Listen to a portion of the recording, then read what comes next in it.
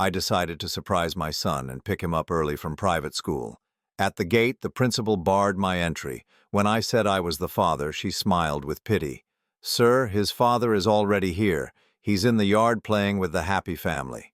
She pointed to my personal trainer hugging my wife. So I decided to play along. "I'm glad to have you here. Follow my story until the end and comment the city you're watching from so I can see how far my story has reached. My name is Glenn, and I thought I had everything figured out. At 56, I believed I was living the American dream, a successful consulting business, a beautiful home in the suburbs, a wife who still turned heads, and an 8-year-old son who was my entire world. I thought I knew what happiness looked like until that Tuesday afternoon when everything I believed about my life shattered into 1,000 pieces. It started as such an ordinary day. I had finished my client meetings earlier than expected and decided to surprise Tommy by picking him up from Riverside Academy myself. Anna usually handled school pickup since my schedule was more demanding, but I wanted to be the dad who showed up unexpectedly, the one who made his son's face light up with joy.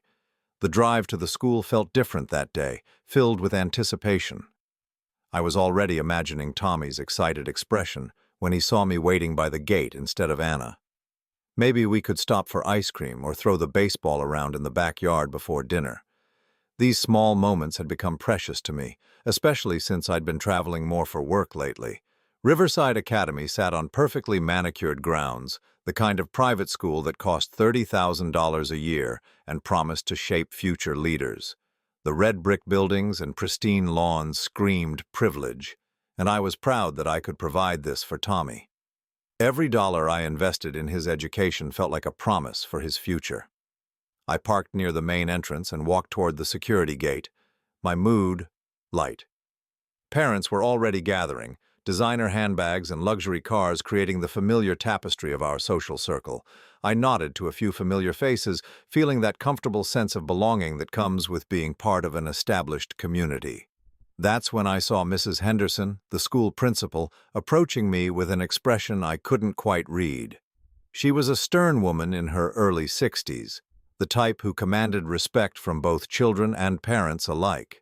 Her gray hair was pulled back in its usual tight bun, and her navy blazer was immaculate, as always. "Mr. Morrison," she said, her voice carrying an odd note of confusion as she blocked my path to the gate. "I'm sorry, but I can't allow you onto the school grounds right now." I stopped mid-stride, completely bewildered. "Excuse me? I'm here to pick up my son, Tommy Morrison. He's in Mrs. Garcia's third-grade class." Mrs. Henderson's expression shifted to something that looked almost like pity. She glanced over her shoulder toward the playground area, then back at me with those knowing eyes that seemed to see right through whatever facade she thought I was maintaining. "Sir," she said gently, as if speaking to someone who might be confused or unstable, "Tommy's father is already here. He's been here for 20 minutes playing with him in the courtyard. They make quite the happy family." My mind went completely blank. "I'm sorry, what did you say?" "I am Tommy's father, Glenn Morrison. I've been coming to this school for 3 years." Mrs. Henderson's smile became even more patronizing. She gestured toward the playground area beyond the main building. "Perhaps you should see for yourself before we continue this conversation." My legs felt unsteady as I followed her gaze. Through the chain-link fence that bordered the playground, I could see a small crowd of children playing, and there, clear as day, was my son Tommy, laughing as he hung from the monkey bars, but he wasn't alone. Standing beneath him, arms outstretched as if ready to catch him, was Marcus. My personal trainer, Marcus, wearing jeans and a casual polo shirt like he belonged there, like he was just another dad picking up his kid from school. And beside Marcus, her hand resting casually on his shoulder as she watched Tommy play, was Anna. My Anna. My wife of 12 years, looking more relaxed and genuinely happy than I had seen her in months. She was laughing at something Marcus had said, her whole face lit up in a way that made my chest tighten with recognition and terror. But what made my knees nearly buckle was how natural they looked together. Marcus wasn't just standing there awkwardly like a family friend might. He was engaged, calling out encouragement to Tommy, giving him tips on his form on the monkey bars, and Tommy was responding to him with the kind of enthusiasm and attention that I thought was reserved for me. "You see," Mrs. Henderson continued, her voice floating to me as if from a great distance, "Anna explained the situation to us several weeks ago. She said you two were separated and that Marcus would be helping with pickup duties. Quite honestly, Tommy seems much happier with this new arrangement.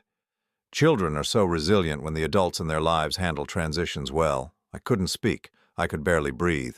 Separated? When had Anna told them we were separated? We lived in the same house, slept in the same bed, had dinner together just last night. Tommy had hugged me goodbye that very morning before I left for my client meeting. There must be some mistake, I finally managed to croak out. Anna is my wife. We're not separated. I live at 1523 Maple Drive with both of them." Mrs. Henderson's expression grew more concerned now, as if she was dealing with someone who might be having a mental health crisis. "Sir, I think it would be best if you left the school grounds now. If you need to discuss custody arrangements, perhaps you should contact your attorney." Through the fence, I watched as Tommy finished on the monkey bars and ran straight to Marcus, who scooped him up in a bear hug that sent my son into fits of giggles. Anna moved closer to them, and for a moment the three of them formed a perfect family picture that didn't include me. Marcus ruffled Tommy's hair the same way I did. Anna looked at them both with maternal pride. And Tommy basked in their attention like this was the most natural thing in the world. "I need to go," I heard myself say, though I'm not sure Mrs. Henderson heard me. My voice sounded hollow, distant, like it was coming from someone else entirely. I walked back to my car in a daze, my hands shaking as I fumbled with the keys. Behind me, I could still hear the faint sounds of children playing, of my son's laughter mixing with Marcus's encouraging voice and Anna's gentle responses. As I sat in my car, gripping the steering wheel until my knuckles turned white, one thought kept circling through my mind like a vulture. How long had this been going on? How long had I been living a lie, thinking I was a husband and father while my wife and son had already moved on to someone else? But what terrified me most was the question I couldn't bring myself to answer. What else did I not know about my own life? I drove home in complete silence, my mind racing while my body operated on autopilot. The familiar streets of our neighborhood looked different somehow, as if I was seeing them through someone else's eyes. Every house, every tree, every corner that had been part of my daily routine for years now felt foreign and threatening. When I pulled into our driveway, I sat in the car for several minutes, staring at the house Anna and I had bought 8 years ago. The white colonial with black shutters and a wraparound porch had been her dream home. I had worked overtime for months to make the down payment, proud that I could give her everything she wanted. Now it felt like I was looking at a stage set for a play I didn't know I was acting in. I walked through the front door, and the familiar scents of our home vanilla candles and whatever expensive cleaning products Anna preferred hit me like a physical blow. Everything was exactly as I had left it that morning. Anna's coffee cup in the sink, Tommy's backpack hanging on the hook by the door, my reading glasses on the kitchen counter where I had forgotten them. But now I noticed things I had somehow missed before. Marcus's protein shaker bottle on the kitchen counter, a second set of car keys on the hook next to Anna's, a men's jacket hanging in our coat closet that definitely wasn't mine. My hands were trembling as I opened the jacket and checked the pockets, a gym membership card with Marcus's name on it, receipts from restaurants Anna and I had never been to together, and a small strip of photo booth pictures of Anna and Marcus, laughing and kissing like teenagers. I sank into one of our kitchen chairs, the photo strip still in my hands, and tried to process what I was seeing. The pictures looked recent. Anna's hair was styled the way she had been wearing it for the past few months. In one photo, she was wearing the blue sweater I had bought her for her birthday just 6 weeks ago. My phone buzzed with a text message. Anna. "Running late today. Taking Tommy to Marcus's place for dinner. We'll be home around 8. Love you." Love you. She signed it, "Love you," while she was planning to spend the evening with another man and our son. The casual cruelty of it made my stomach churn. I looked at the time. It was 4:30 in the afternoon. Anna thought I was still at my client meeting, which meant I had over 3 hours before they expected me home. 3 hours to figure out what my life had actually become. I walked upstairs to our bedroom, each step feeling heavier than the last. Our bedroom had always been Anna's domain. She had decorated it in soft grays and whites, with expensive linens and carefully chosen artwork. I had always felt slightly out of place there, like a guest in a luxury hotel. Now I understood why. I opened Anna's nightstand drawer, something I had never done in 12 years of marriage. Inside, beneath her usual collection of hand cream and sleeping pills, I found a small leather journal. My hands shook as I opened it. The entries went back 6 months. 6 months of detailed accounts of her relationship with Marcus. Not just the physical aspects, though those were described in painful detail, but her feelings, her plans, her growing disgust with me and our marriage. "Glenn is so predictable," one entry read. "Same routine every day, same conversations about work, same boring life. Marcus makes me feel alive again. When I'm with him, I remember who I used to be before I became just Glenn's wife." Another entry, dated just 2 weeks ago. "Tommy asked if Marcus could come to his school's father-son breakfast next month. I told him I'd ask Marcus, not Glenn. Glenn won't even notice he wasn't invited. He never pays attention to school events anyway." I had to stop reading. The journal slipped from my hands and fell to the floor, pages fluttering open to reveal more months of betrayal and contempt. But I forced myself to continue. I needed to know everything. The entries revealed that Marcus had been coming to our house regularly when I was at work. Anna had given him a key 3 months ago. He had been sleeping in our bed, eating meals at our kitchen table, helping Tommy with his homework, and tucking him in at night. According to Anna's journal, Tommy had started calling Marcus Dad when they were alone together. She found it sweet and natural. She wrote about how Marcus was more patient with Tommy than I was, how he understood child development better because he had studied exercise science in college. "Glenn tries so hard to be a good father." One particularly cruel entry read, "But he doesn't have Marcus's natural instincts. Yesterday, Tommy scraped his knee in the backyard and Glenn just put a bandage on it. When I told Marcus about it later, he said he would have checked for signs of infection and taught Tommy how to properly clean a wound. That's the difference between them." I closed the journal and sat on the edge of our bed, looking around the room with new eyes. The decorative pillows were arranged differently than I remembered. There was a second charging cable on Marcus's side of the bed. Wait, Marcus's side of the bed. When had I started thinking of it that way? I walked to the closet and opened Anna's side. Behind her dresses, pushed toward the back, were men's clothes that weren't mine. Expensive workout gear, casual shirts, even a suit I had never seen before. Everything was in Marcus's size. My phone rang, startling me out of my paralysis. The caller ID showed Marcus's name. My finger hovered over the decline button, but something made me answer. "Hey, buddy." Marcus's familiar voice came through the speaker, cheerful and casual. "Just wanted to give you a heads up that Anna and Tommy are with me. We're grabbing dinner and maybe catching a movie. Hope that's cool with you." I found my voice somehow. "Of course, have fun." "Thanks, man. Anna said you've been working crazy hours lately. You really should take better care of yourself, you know? Tommy needs his dad healthy and present." The concern in his voice sounded so genuine, so caring, like he really was worried about my well-being, like he wasn't sleeping with my wife and playing father to my son. "I appreciate that," I managed to say. "No problem. Oh, and hey, Anna mentioned you guys might be looking at upgrading your home gym.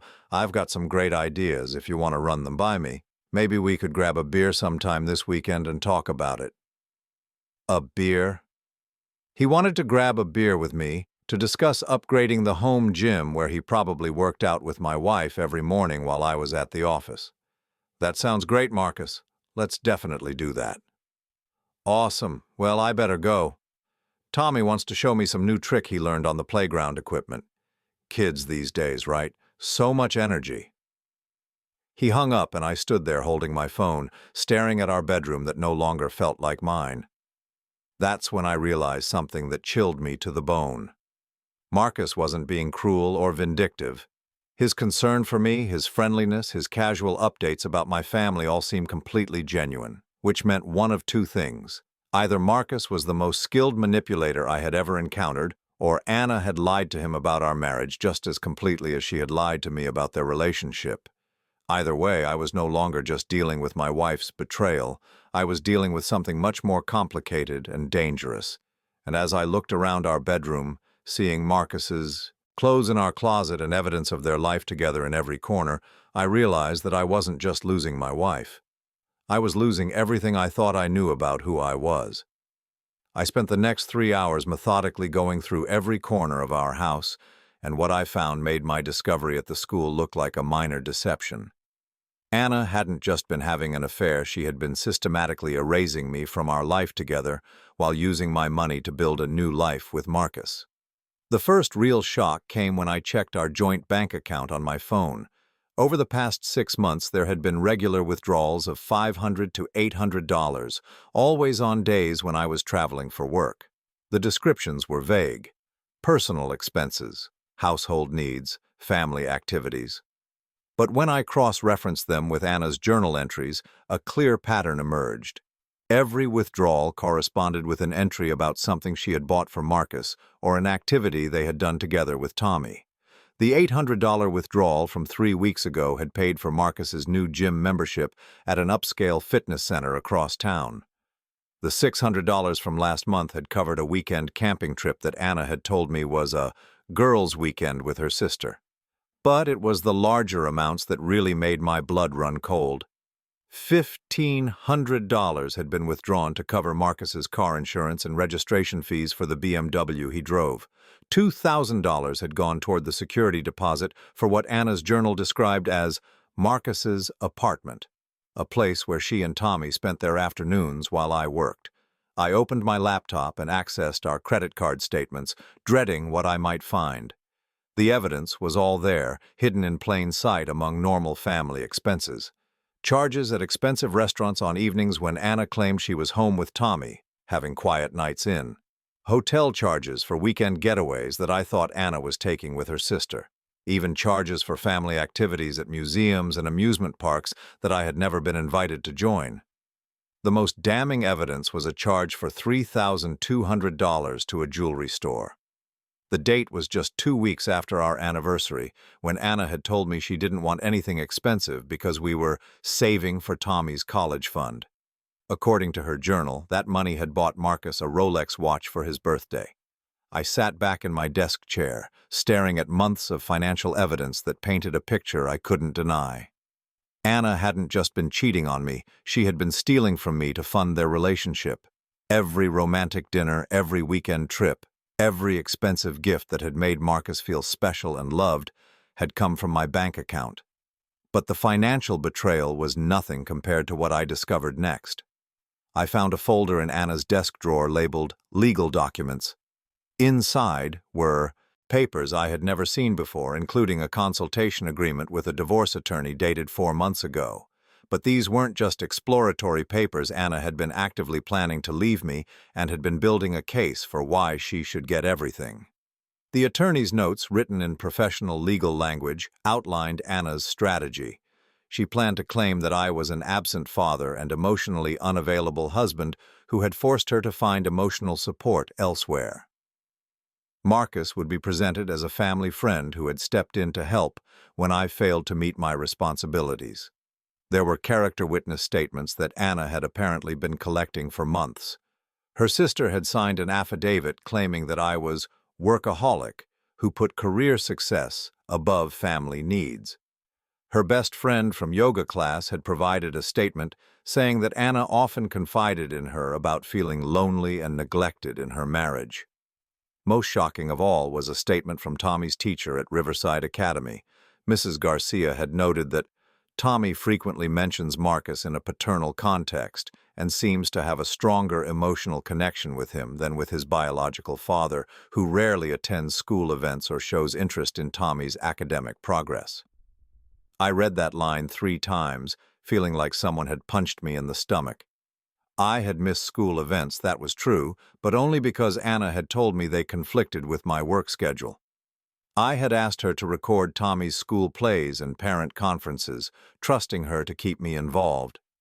Now I realized she had been deliberately scheduling my work travel to coincide with important events, then using my absence as evidence of my inadequacy as a father. But the legal documents revealed something even more sinister.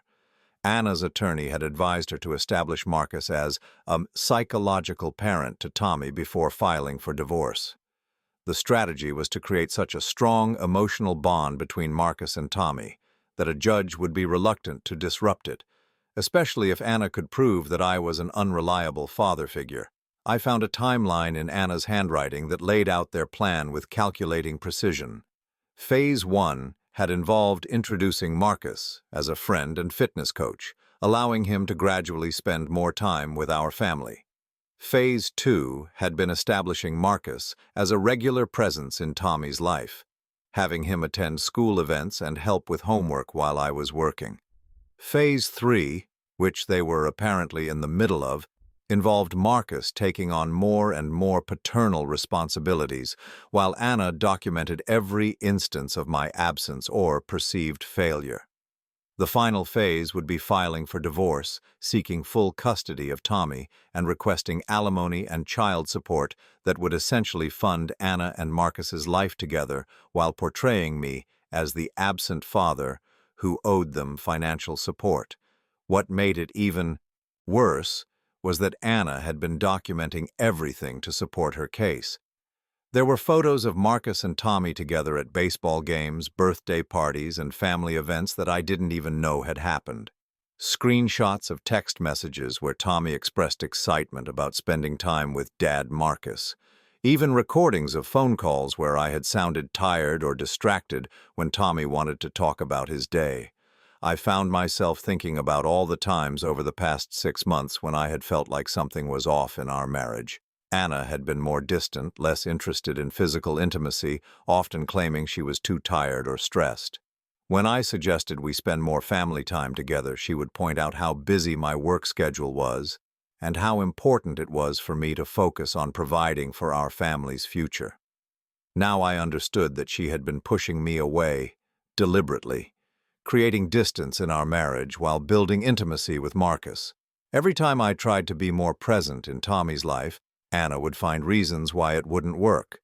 When I wanted to coach his little league team, she said the time commitment would interfere with my business development. When I suggested family vacations, she worried about the expense and encouraged me to take work trips instead that would advance my career. She had been systematically isolating me from my own family while presenting herself as the devoted single mother who was holding everything together despite her husband's neglect. The cruelest part was that I had genuinely believed I was being a good provider. Every extra hour I worked, every client I pursued, every business trip I took had been motivated by my desire to give Anna and Tommy the best life possible. I had sacrificed time with them in the short term because I thought I was building security for our future. But Anna had taken my dedication and twisted it into evidence of my failure as a husband and father. She had used my love for them against me, encouraging me to work harder and longer so she could spend more time building a new family with Marcus. I looked at the clock on my computer screen. It was 7:45. Anna and Tommy would be home in 15 minutes, probably full of stories about their wonderful evening with Marcus. Anna would kiss me hello and ask about my day, playing the role of the loving wife while secretly planning to destroy everything we had built together. But now I knew something she didn't know I knew, and for the first time since I had seen her with Marcus at the school, I felt something other than devastation. I felt rage. I heard Anna's car pull into the driveway at exactly 8 o'clock, just as she had promised. I quickly closed the laptop and put all the documents back exactly where I had found them, then positioned myself in the living room with a work file open on my lap, playing the role of the dedicated husband catching up on business while waiting for his family to come home. Tommy burst through the front door first, his face flushed with excitement. Dad, you should have seen the movie. Marcus says there's going to be a sequel and maybe we can all go see it together." Anna followed behind him, looking relaxed and genuinely happy in a way that sent a chill down my spine.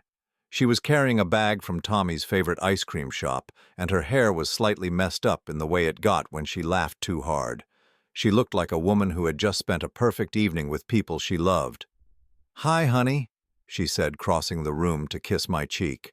Her lips felt cold against my skin. "How was your afternoon? Did you get caught up on the Patterson account?" I marveled at how easily the lie rolled off her tongue. She knew exactly where I had been that afternoon, what I had seen at the school and what Mrs. Henderson had told me. Yet here she was, asking about work with the same casual interest she had shown for the past 12 years. "It was fine," I said, closing the file and looking up at her. "How was your evening?" "Oh, it was wonderful," Anna said, settling onto the couch next to me. "Marcus took us to that new family restaurant on 5th Street, and then we caught the early showing of that animated movie Tommy's been wanting to see. Marcus is so good with kids, he really understands what makes them tick." Tommy nodded enthusiastically from where he was hanging his jacket in the closet. "Marcus says he might teach me how to rock climb this weekend. They have an indoor climbing wall at his gym, and he knows all the safety stuff because he used to teach it in college." "That sounds exciting," I said, my voice steady despite the rage building in my chest. "Marcus certainly seems to have a lot of time to spend with our family." Anna's expression didn't change, but I caught a flash of something wary in her eyes. "Well, he's between jobs right now, so he has some flexibility, and he really enjoys spending time with Tommy. It's sweet how naturally they connect." Between jobs. That was news to me. I had been under the impression that Marcus was a successful personal trainer with a full client roster, but if he was unemployed, that explained how he had so much time to spend playing house with my wife and son. It also explained why Anna had been so generous with my money to support his lifestyle. Tommy bounced into the living room, still buzzing with energy from his evening out. "Dad, can Marcus come to my school's science fair next Friday? He knows all about physics and stuff from when he was studying exercise science. He said he could help me understand how pulleys work for my project." I felt Anna tense slightly beside me. "We'll see, sweetheart. Your father might want to come to the science fair himself." It was a perfect trap. If I said yes, I wanted to attend, I would look like I was being possessive and trying to exclude Marcus from Tommy's life. If I said Marcus should go instead, I would be confirming that I was an absent father who didn't prioritize my son's activities. "Actually," I said carefully, "I'd love to come to the science fair. Maybe Marcus could help you with your project beforehand, and then we could both be there to see you present it." Tommy's face lit up with an excitement that made my heart break. "Really? Both of you? That would be so cool." Anna's smile looked forced now. "Of course, honey. I'm sure we can work something out." After Tommy went upstairs to get ready for bed, Anna and I sat in the living room making small talk about our respective days. She told me about a phone call with her sister, a problem with the landscaping company, and her plans for grocery shopping tomorrow. I shared updates about my client meetings and a potential new contract I was negotiating. It was the same comfortable domestic conversation we had shared thousands of times over the years, but now it felt like performance art. Every word was carefully chosen, every expression calculated. We were both actors playing roles, and the person we were really performing for was ourselves. When Anna went upstairs to tuck Tommy in, I heard their voices through the ceiling. Tommy was chattering excitedly about his evening, and Anna was making all the right motherly responses. But I also heard her tell him not to mention the movie to his father because Daddy's been working so hard lately and we don't want him to feel bad that he missed our fun evening. She was training our son to keep secrets from me, to protect her feelings by hiding the truth about their relationship with Marcus. Tommy, innocent and loving, was being turned into an accomplice in my own betrayal. I waited until Anna was in the shower before going upstairs to say goodnight to Tommy. He was already in bed, but his eyes were bright and alert. "Dad," he said as I sat down on the edge of his bed, "are you okay? You seemed sad when we got home." The question hit me like a physical blow. Even at 8 years old, Tommy was intuitive enough to sense that something was wrong. I wondered how much he understood about what was happening in our family, and how much Anna had prepared him for whatever came next. "I'm fine, buddy," I said, smoothing his hair back from his forehead. "Just tired from work. Did you have a good time tonight?" Tommy nodded enthusiastically. "Marcus is really fun, Dad. He taught me how to make the perfect paper airplane, and he knows all the words to the songs from my favorite video game, and he never checks his phone when we're talking, you know." That last comment stung because I recognized the criticism embedded in it. I did check my phone during conversations with Tommy, especially when work calls came in. I had always thought he was too young to notice or care, but apparently he had been paying attention. "I'm glad you had fun," I said, leaning down to kiss his forehead. "I love you, Tommy. You know that, right?" "I love you too, Dad. Maybe next time you can come with us. Marcus says the 4 of us would make a great team for laser tag. The 4 of us, not the 3 of us." Tommy was already thinking of Marcus as a permanent part of our family unit. I said goodnight and went to my own bedroom, where Anna was blow-drying her hair at the vanity. She was wearing the silk nightgown I had bought her for Christmas, and she looked beautiful in the soft lighting. For a moment I could almost pretend that everything was normal, that she was still the woman I had fallen in love with 14 years ago. But then I noticed the way she avoided eye contact in the mirror, and the careful way she arranged herself, so that her body language remained neutral and uninviting. She was sharing a bed with me while emotionally she was already living with another man. "Anna," I said, sitting down on my side of the bed, "can I ask you something?" She turned off the hairdryer and looked at me in the mirror. "Of course." "Do you think I'm a good father?" The question seemed to catch her off guard. She set down the dryer and turned to face me, her expression carefully composed. "Why would you ask that?" "I've been thinking about it lately. Working so much, missing some of Tommy's activities.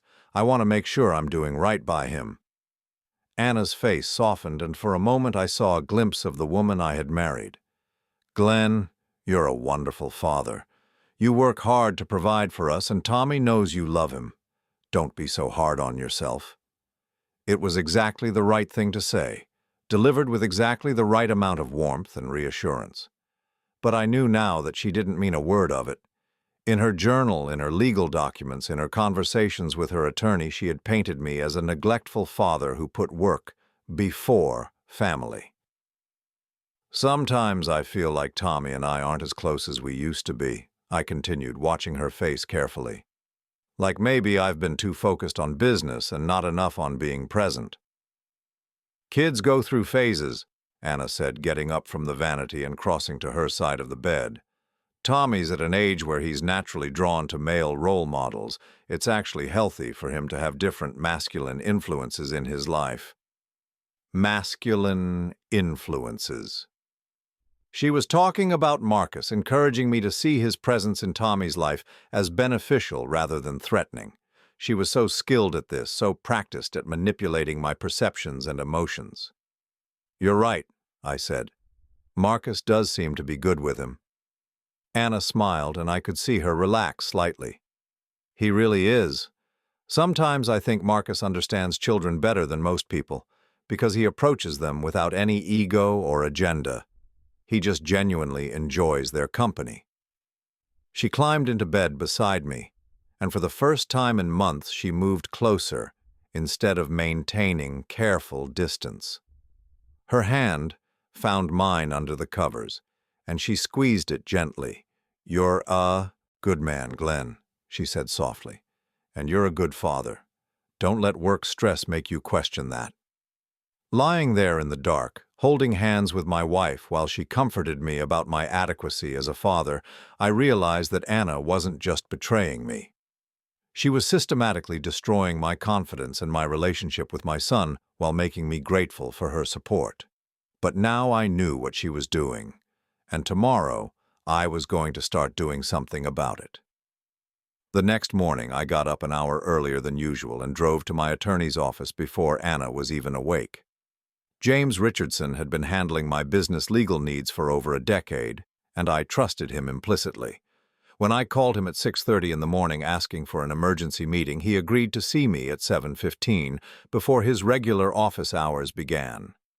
James listened without interruption as I laid out everything I had discovered. I showed him photos of Anna's journal entries, copies of the financial records, and pictures of the legal documents I had found in her desk. His expression grew more serious with each piece of evidence.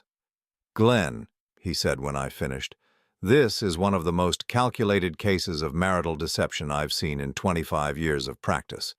Your wife has been planning this for months, maybe longer." "What are my options?" I asked.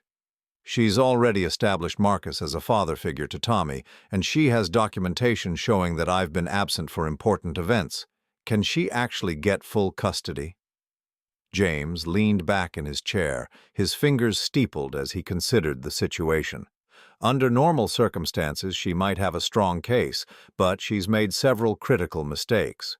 First, she's been using your money to fund her relationship with Marcus without your knowledge or consent. That's financial fraud within the marriage. Second, she's been deliberately excluding you from parenting decisions and school events while documenting your absence as evidence of neglect. A good judge will see through that manipulation." He pulled out a legal pad and started making notes. "Here's what we're going to do. First, we're going to document everything from your perspective. You're going to start attending every single school event, volunteering for field trips, coaching Little League if possible.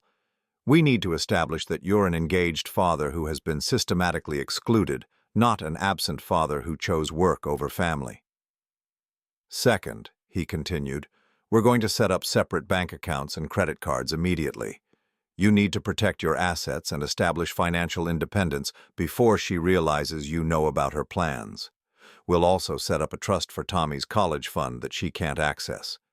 But most importantly," James said, looking me directly in the eyes, "we're going to investigate Marcus. If Anna is planning to present him as Tommy's psychological parent, we need to know everything about him. His employment history, his financial situation, his background, any potential red flags that would make a judge question his suitability as a parental figure."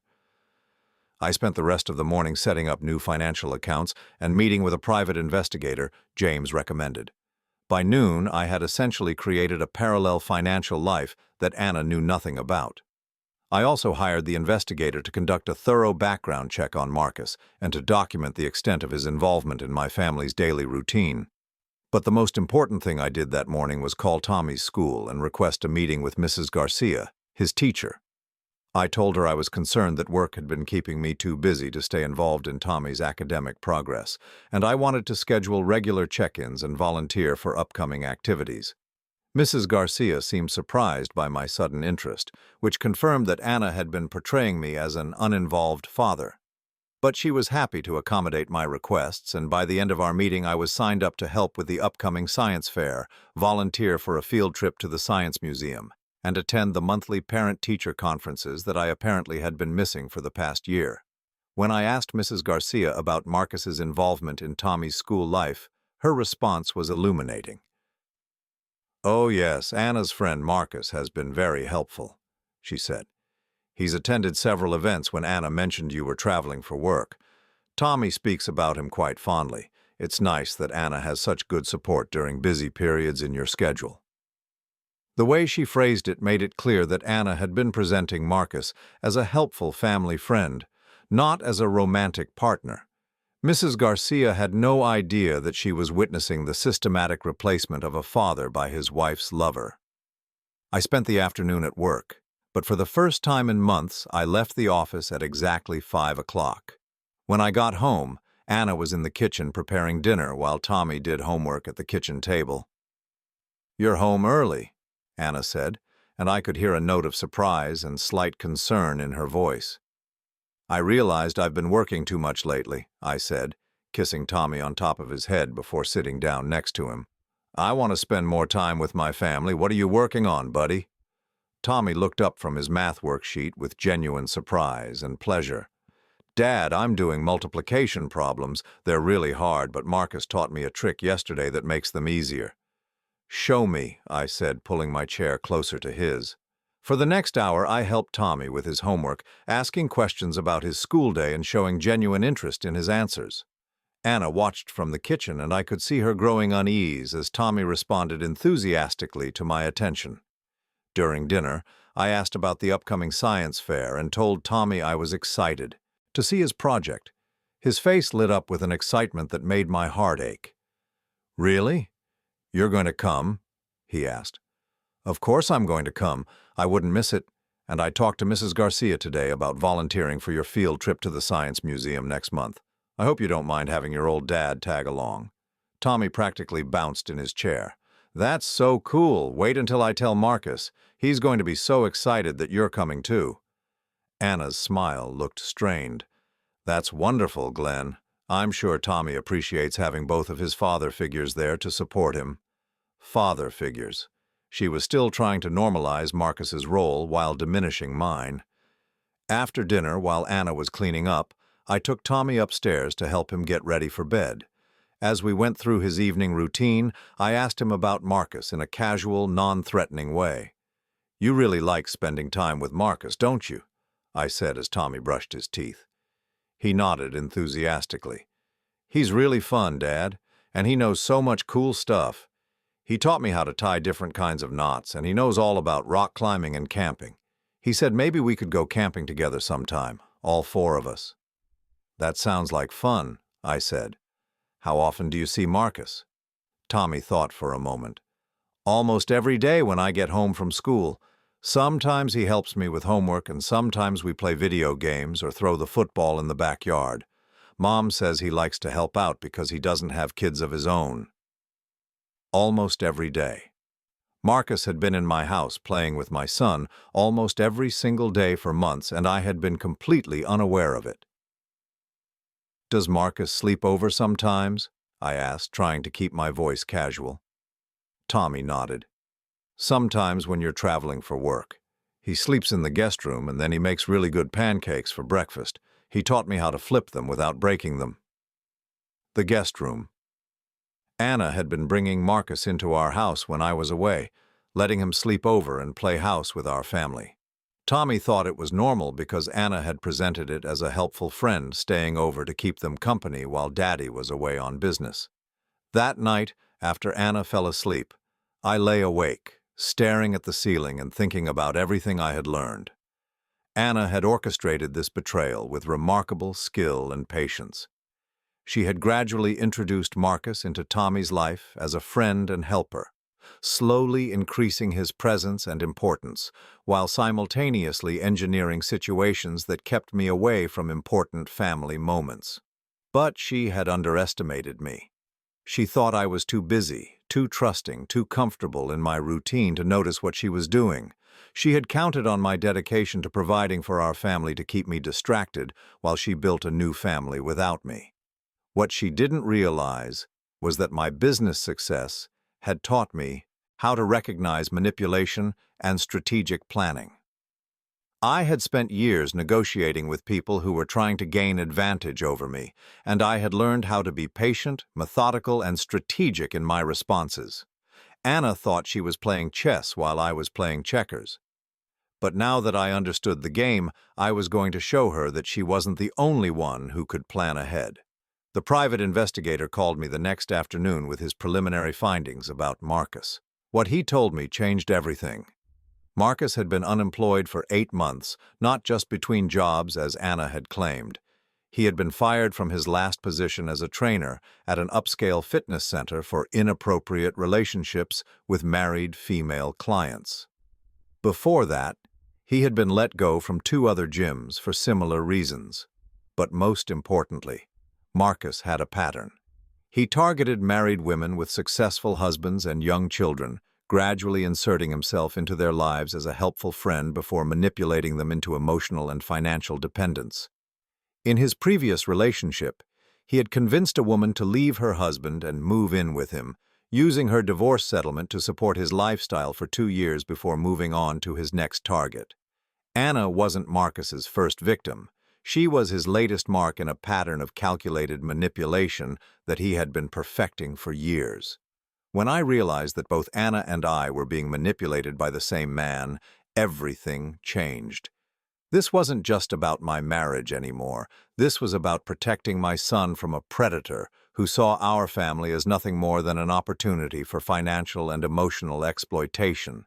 3 weeks later, I was sitting across from Anna and Marcus in my attorney's office, watching their carefully constructed world crumble around them. The meeting had been my idea, presented to Anna as an opportunity for us to discuss our family situation like mature adults, before making any irreversible decisions about our marriage. Anna had brought Marcus for emotional support, exactly as I had hoped she would. She had no idea that James had spent those 3 weeks building an airtight case that would protect both Tommy and me from the elaborate deception they had orchestrated. "Thank you both for coming," James began, his voice professionally neutral. "Glenn has asked me to facilitate this conversation, because he believes there are some misunderstandings about the situation that need to be cleared up before anyone makes permanent decisions about their family." Anna sat rigidly in her chair, her hand clasped tightly in Marcus's. She was wearing the blue dress I had complimented her on just that morning, and her makeup was perfect. She looked like a woman prepared for battle, confident in her position and strategy. Marcus, by contrast, seemed uncomfortable. His eyes darted around the office, and I could see a thin sheen of sweat on his forehead despite the air conditioning. Something about being in a lawyer's office was making him nervous, which told me that James's investigation had probably uncovered more than we had initially expected. "I'm not sure what kind of misunderstandings Glenn thinks exist," Anna said, her voice steady but with an edge of defiance. "Our marriage has been over emotionally for months. We've simply been trying to handle the transition in a way that's best for Tommy." "I understand that's your perspective," James said, opening a thick folder on his desk. "But before we discuss the future, I think it's important to establish some facts about the recent past. Glenn has discovered some information that raises questions about how this transition has been managed." He pulled out the first document and slid it across the desk. It was a summary of all the unauthorized withdrawals from our joint accounts over the past 6 months, totaling over $18,000. "Anna, can you explain these expenditures? They're all coded as household or family expenses, but Glenn has no record of corresponding purchases or activities." Anna glanced at the papers, and I saw her face pale slightly. But Marcus leaned forward, his expression earnest and concerned. "Those were for legitimate family activities," he said. "Anna told me Glenn was so busy with work that she had to handle all the family planning herself. I helped out sometimes, but everything was for Tommy's benefit." James nodded sympathetically. "I'm sure your intentions were good, Marcus, but legally these withdrawals constitute financial fraud within the marriage. Anna had no right to use marital funds to support someone outside the family without Glenn's knowledge or consent." "Marcus isn't outside the family," Anna snapped, her composure cracking slightly. "He's been more of a father to Tommy in the past 6 months than Glenn has been all year." That's when James pulled out the second set of documents. "Actually, Anna, that raises some interesting questions. We've done some research into Marcus's background, particularly his history with other families." Marcus went completely still, his face draining of color. Anna looked confused, glancing between James and Marcus with growing alarm. "Marcus," James continued, "would you like to tell Anna about Jennifer Morrison, or Patricia Chen, or Sandra Williams?" I watched Marcus's face as James recited the names, and I saw the exact moment when he realized his carefully constructed persona was about to collapse. His mouth opened, then closed, and he seemed to shrink into his chair. "I don't know what you're talking about," Marcus said, but his voice lacked conviction. James pulled out a third folder, this one much thicker than the first two. "These are the court records from 3 different divorce proceedings where you were named as a contributing factor to the breakdown of the marriage. In each case, you followed the same pattern. Befriend a married woman with a successful husband and young children, gradually insert yourself into the family dynamic. Encourage the woman to see her husband as inadequate, then position yourself as the superior alternative." Anna's head snapped toward Marcus, her eyes wide with shock. "What is he talking about?" In Jennifer Morrison's case, James continued, you convinced her to leave her husband and move in with you. You lived off her divorce settlement for 2 years before disappearing with another woman. Patricia Chen lost her house and her children because you encouraged her to make financial decisions that benefited you but left her in bankruptcy. Sandra Williams is still paying off debt you accumulated in her name. The silence in the room was deafening. Anna stared at Marcus with growing horror, while Marcus seemed to be calculating his options for escape. Anna, I said quietly, you're not his girlfriend, you're his job. That's when Marcus made his fatal mistake. Instead of trying to deny the allegations or defend his actions, he turned on Anna with sudden, vicious anger. This is your fault, he snarled at her. You were supposed to handle your husband quietly. You said he was too busy and too trusting to notice anything. You promised me this would be simple. Anna recoiled as if he had slapped her. Marcus, what are you saying? I'm saying you were a means to an end, just like the others. Did you really think I cared about you? You're a 40-year-old suburban housewife with a kid. I was playing a role, and you fell for it completely. The cruelty in his voice was shocking, but what devastated Anna even more was the casual way he dismissed everything she thought they had shared. She had genuinely believed that Marcus loved her and Tommy, that they were building something real together. But you said you loved me, she whispered, tears starting to flow down her cheeks. You said Tommy was like the son you always wanted. Marcus laughed, and the sound was cold and bitter. I say a lot of things. It's called manipulation, Anna. I told you what you needed to hear to get what I wanted. That's when Anna broke down completely. The composed, calculating woman who had planned to destroy my life dissolved into someone lost and confused and utterly betrayed. She had gambled everything on a man who saw her as nothing more than a financial opportunity. Anna, I said, and my voice was gentler than she deserved, I know you plan to leave me. I know you've been working with an attorney, but Marcus isn't who you think he is, and this isn't what you think it is. She looked at me through her tears, and I saw something I hadn't seen in months. Vulnerability. James pulled out the final folder. Anna, we know about your legal consultation and your strategy to claim Glenn was an unfit father, but now that you understand Marcus's true nature, I think you need to consider whether you really want to continue down that path. Here's what's going to happen, I said, taking control of the conversation. Anna, you're going to end your relationship with Marcus immediately. You're going to get counseling to understand how you were manipulated, and you're going to work with me to rebuild our family, not for my sake, but for Tommy's. Anna wiped her eyes and looked at me with something that might have been hope. You would do that, after everything I've done? I'm doing it for Tommy, I said honestly. He needs stability and he needs both his parents, but this only works if you're completely honest about everything that happened and committed to making things right. Marcus stood up abruptly. This is ridiculous. Anna, don't listen to them. We can figure this out together. Sit down, Marcus, James said firmly. You're not going anywhere until we discuss restitution for the money you convinced Anna to steal from her husband. Over the next hour, we worked out an agreement. Marcus would leave our lives immediately and permanently. He would repay the $18,000 he had essentially stolen, though we all knew that was unlikely to happen given his financial situation. Most importantly, he would have no further contact with Tommy, and if he violated that condition, we would pursue criminal charges for fraud and child endangerment. Anna agreed to individual and marriage counseling. She would be completely transparent about her actions and work to rebuild trust with both Tommy and me. It wouldn't be easy and it might not work, but we were going to try.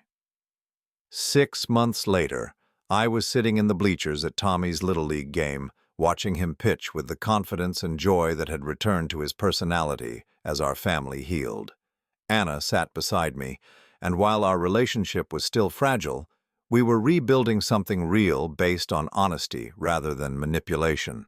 Tommy struck out the final batter and his team erupted in celebration. He looked up into the stands, found us, and waved with the biggest smile I had ever seen. Anna waved back, tears in her eyes. He's happy, she said quietly. Yeah, I agreed. He is. Marcus had disappeared from our lives completely, probably moving on to his next target. But his manipulation had served an unexpected purpose. It had forced Anna and me to confront the problems in our marriage that had made her vulnerable to someone like him in the first place. We learned that Anna had felt neglected and unappreciated for years, but instead of talking to me about it, she had internalized her resentment until it made her susceptible to Marcus's calculated charm.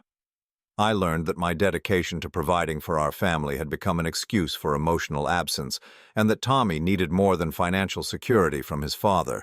It wasn't a fairy tale ending. Anna and I would probably never have the marriage we had before, because that marriage had been built on assumptions and routines rather than genuine communication. But we were building something new, something more honest and more intentional. And Tommy, who had been the innocent victim of all our adult failures, was thriving in a family that finally put his needs first. As we walked to the car after the game, Tommy between us chattering excitedly about his pitching performance, I realized that sometimes the worst betrayal can lead to the most important truth. I had almost lost everything I thought mattered, but in fighting to save it, I had discovered what actually mattered. Not the perfect family I thought I had, but the real family I was willing to fight for.